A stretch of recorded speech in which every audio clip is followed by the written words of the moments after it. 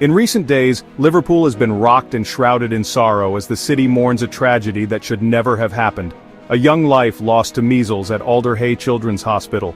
The grief is palpable, echoing through the hospital's halls and out into the community, where families gather in disbelief and sadness.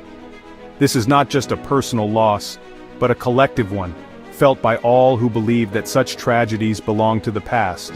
Alder Hey, long regarded as a beacon of hope and healing for children across the region, now stands as a somber warning.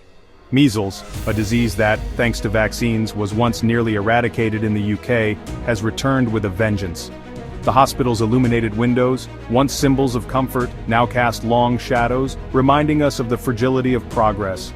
Since June 2025, Alder Hey has seen 17 children admitted with measles, many of them fighting for their lives.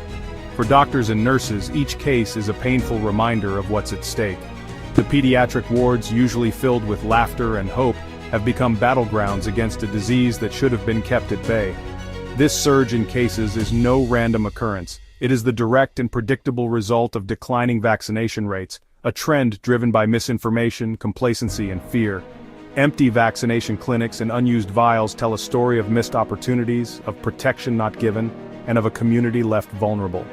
The loss of a child is a stark, heartbreaking reminder that the decisions we make about vaccination have real, sometimes irreversible consequences. For the grieving family, the pain is immeasurable. For the community, it is a wake-up call, a moment to reflect on the cost of inaction and the importance of collective responsibility. Across England, the situation is growing more urgent. Over 500 measles cases have been recorded this year alone, sending shockwaves through public health agencies.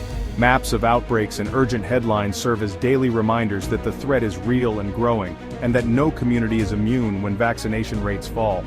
Measles spreads with alarming speed wherever immunity has weakened, turning one family's private grief into a national wake-up call.